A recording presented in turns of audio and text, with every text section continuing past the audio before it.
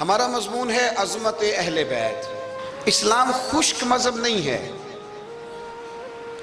صرف اخلاق کی بات کرو، نماز پڑھو، دھیان سے روزہ رکھو، عبادت کرو، زکوٰۃ دو اور ختم ہو جائے بات۔ اسلام وارفتگی والا دین ہے، اسلام محبت والا دین ہے، ذوق والا دین ہے، شوق والا۔ میری ملت میں آج جو آدمی بڑا گناہگار ہوتا ہے نا، کلین شیف ہوتا ہے، بے نمازی ہوتا ہے، بڑا سخت ہوتا ہے، نوجوان بڑا کچھ کرتا ہے، یہ ان ساری غلطیوں کے باوجود بھی جب نبی پاک کا نام آتا ہے تو اس کے سینے میں جذبات ابھر جاتے ہیں، کیونکہ اسلام ایک ذوق کا نام ہے، ایک شوق کا نام ہے، ایک درد کا نام ہے۔ جب رسول کریم صلی اللہ علیہ وسلم کی بات آتی ہے تو گرچہ وہ بڑا گناہگار ہے لیکن اس کے اندر حضور کی محبت موجود ہوتی ہے، وہ چھلک آتی ہے، اس کا چہرہ کھل اٹھتا ہے کہ یہ رسول کریم کی بات ہو رہی ہے صلی اللہ علیہ۔ تو اسلام ہمیں آداب سکھاتا ہے، نسبتوں کا ادب سکھاتا ہے، اسلام ہمیں اکرام سکھاتا ہے، اسلام ہمیں کہتا ہے کہ استاد کی اولاد کا بھی ادب کرو، اسلام ہمیں کہتا ہے کہ اپنے محسن کے بچوں کا بھی ادب کرو۔ اسلام یہ بتاتا ہے۔ ہمارے ہاں خشکی ہوتی جا رہی ہے، بزرگوں نے لکھا ہے کہ 3 قسم کے لوگ کسی کے مرید نہیں ہوتے۔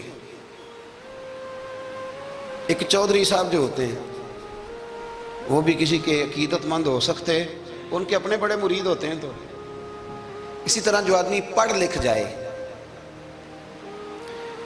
اس کا بھی کوئی پیر، کوئی مرشد، کیونکہ وہ خود سب سے زیادہ پڑھا لکھا ہے۔ اور تیسرا جو آدمی مالدار ہو، سیٹھ صاحب ہو، اس کا بھی کوئی رہنما، مقتدا، کیونکہ وہ کیسے جھکے گا کسی کے آگے، سلوٹ کیسے کرے گا۔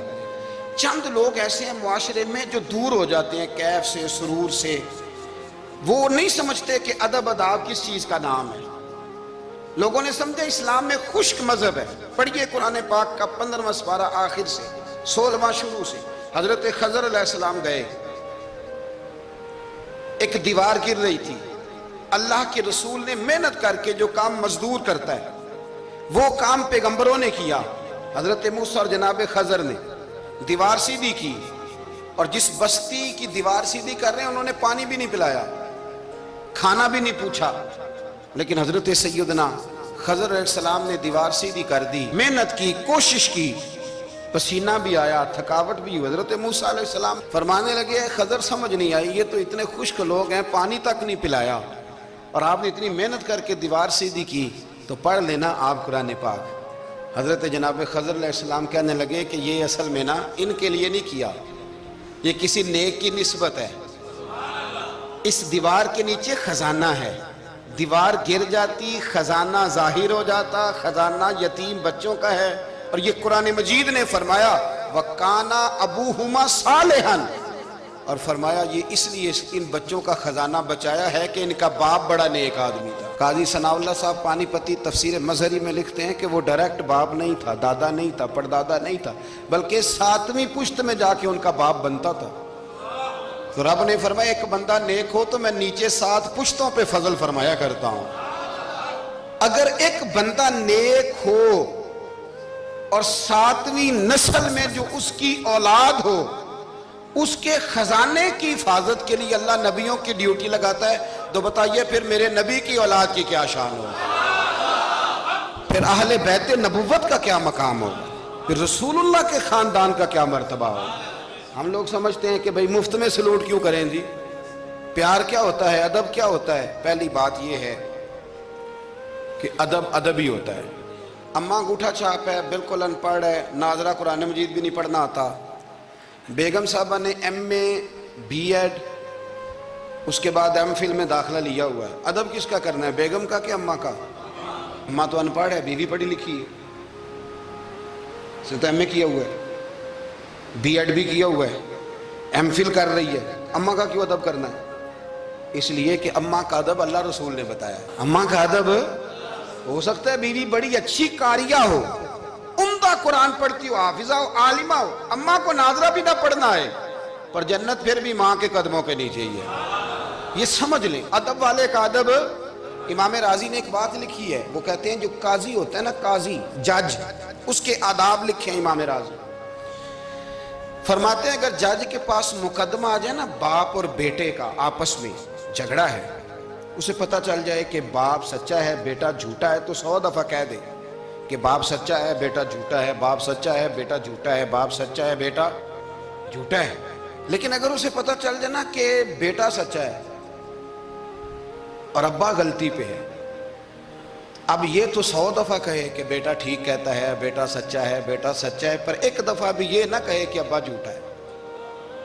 حالانکہ مطلب یہی ہے، اگر بیٹا سچا ہے تو پھر خود بخود سمجھ آتی ہے کہ ابا جی غلطی پہ ہیں۔ لیکن ادب کا تقاضا یہ ہے کہ جج بھی یہ نہ کہے کہ باپ جھوٹا ہے اگرچہ وہ غلطی پر ہے، یہ تو کہہ دے کہ بیٹا، اس لیے کہ ادب والے کا جو مقام ادب ہے وہاں ادب کیا جائے، جو مقام اکرام ہے وہاں اکرام، وہاں آپ خشک نہیں بنیں گے، جہاں جھکنا ہے وہاں بہرحال جھکنا ہے، جہاں سلوٹ کرنی ہے بہرحال وہاں سلوٹ کرنی ہے۔ جن کا ہمارے اوپر ادب لازم ہے ہم نے ان کا ادب۔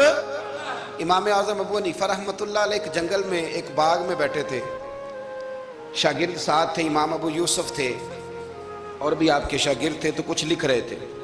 علماء جب کتابیں لکھتے ہیں تو 20 کتابیں انہوں نے کھول کے نشانیاں رکھ کے دائیں بائیں رکھی ہوتی ہیں، مختلف قسم کے نوٹس ہوتے ہیں، بڑا کچھ بکھرا ہوا تھا۔ شاگرد تھے، باغ کے ایک کونے میں بچے کھیل رہے تھے،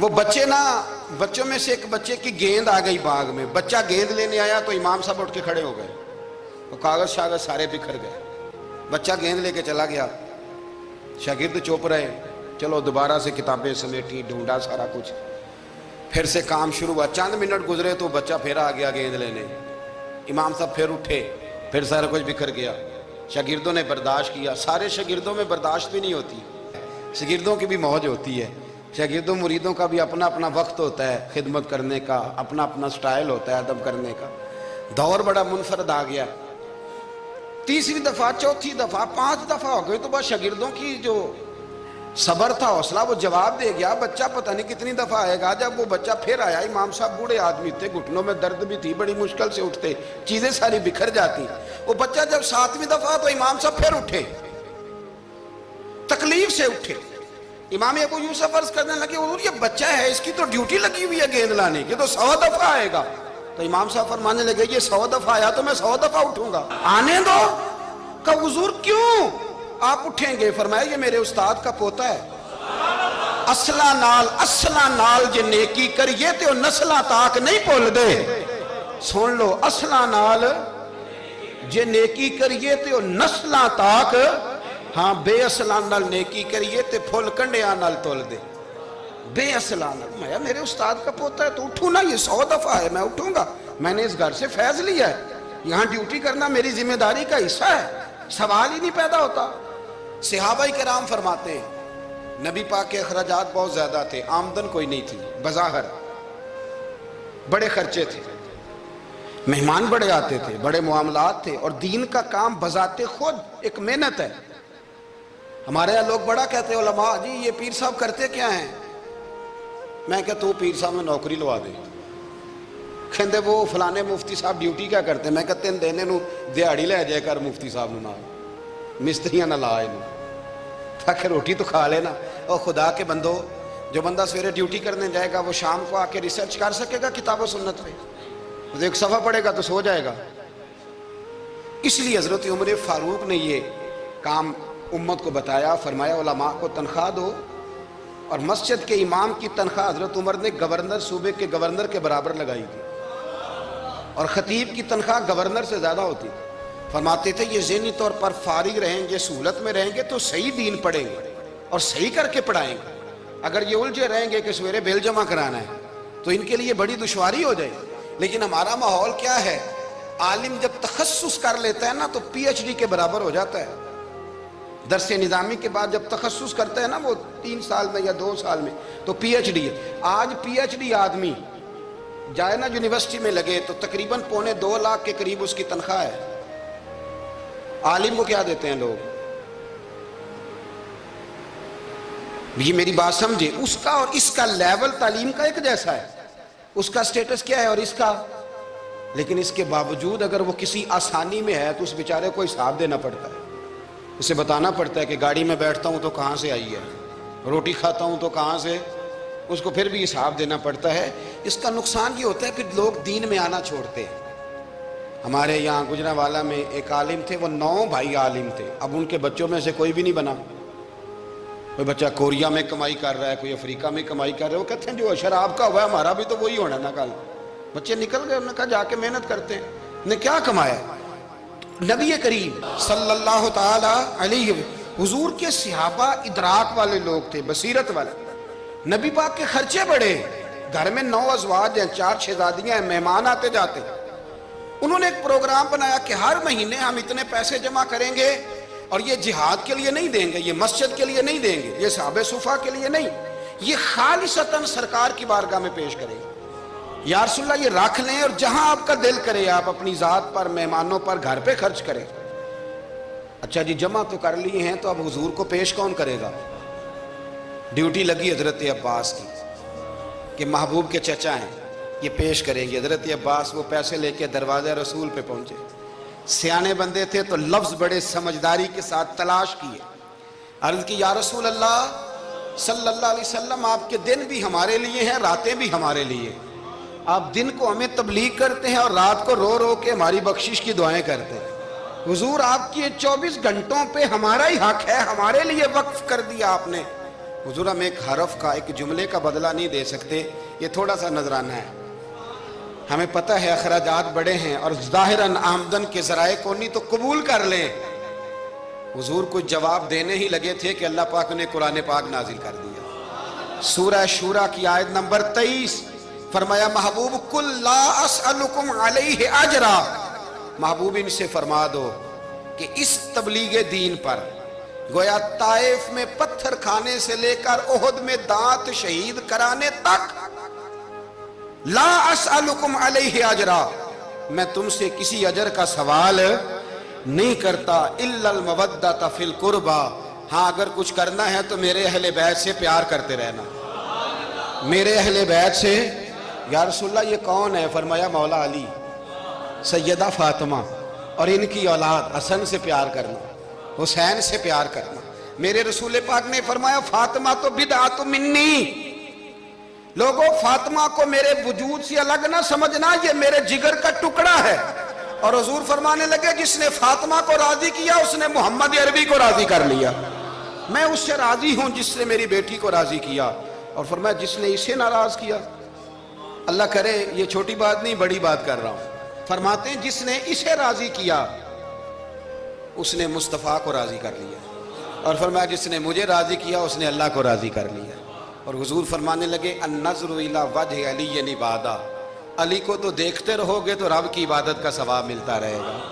کچھ لوگ پریشان تھے کہ حضور سارے تو نہیں نہ دیکھ سکیں گے مولا علی کو، حضور نے اس کا بھی جواب دیا، فرمایا ذکر علی عبادہ، تو بس علی علی کہتا رہے تجھے رب کی عبادت کا ثواب ملتا رہے گا۔ علی کا ذکر بھی عبادت۔ اس خاندان کے ساتھ پیار کرنا۔ میرے اعلیٰ حضرت فاضل بریلوی رحمت اللہ علیہ سے کسی نے پوچھا سید کو زکوٰۃ دے لیں؟ اس کا سادہ سا جواب تھا نہیں لگتی، بات ختم ہو جاتی، پر اعلیٰ حضرت نے ایک پورا صفحہ لکھا ہے، بلکہ 1.5 صفحہ ہے، فتاوی رضویہ کی 8ویں جلد میں۔ حضور زکوٰۃ دے لیں تو اعلیٰ حضرت نے دلائل لکھے کہ سید کو زکوٰۃ نہیں لگتی، پھر آخر میں کہنے لگے جن کے نانا کا صدقہ کھاتے ہو انہیں زکوٰۃ دینی ہے؟ آپ فرمانے لگے تو نبی پاک کے مبارک بچوں پر اپنا مال خرچ کر، یہاں بھی اجر ملے گا وہاں بھی اجر ملے گا۔ اور پھر اعلیٰ حضرت نے حدیث لکھی ہے کنز المال کے حوالے سے، کمال کرتے ہیں جب آپ اس طرف آتے ہیں نا، خدمت سادات کا پورا باب بیان کیا۔ فرمانے لگے رسول کریم علیہ السلام نے فرمایا جس نے عبد المطلب کی اولاد کے ساتھ نیکی کی، بات ہی ختم کر دی۔ عبد المطلب کی اولاد میں حضرت عباس کا خاندان بھی شامل، عبد المطلب کی اولاد میں حضرت جعفر طیار کا خاندان بھی شامل، حضرت سیدنا میر حمزہ کے بچے بھی شامل۔ حضور فرمانے لگے جس نے عبد المطلب کی اولاد کے ساتھ نیکی کی، قیامت کے دن مجھ پر لازم ہے کہ جب وہ مجھ سے ملے گا تو میں اسے صلہ دوں گا، میں اسے۔ اعلیٰ حضرت یہ حدیث لکھ کے کہتے ہیں ہمیں صلے کی ضرورت ہی نہیں، یہ جو نبی پاک نے کہہ دیا نا جب وہ مجھ سے ملے گا، تو مصطفیٰ سے ملنا ہی سب سے بڑا صلہ ہے، یہی سب سے بڑا صلہ ہے۔ بیدم شاہ بارسی کہنے لگے عدم سے لائی ہے ہستی میں آرزو رسول، عدم سے لائی ہے ہستی میں آرزو رسول، یہ کہاں کہاں لیے پھرتی ہے جستجو رسول۔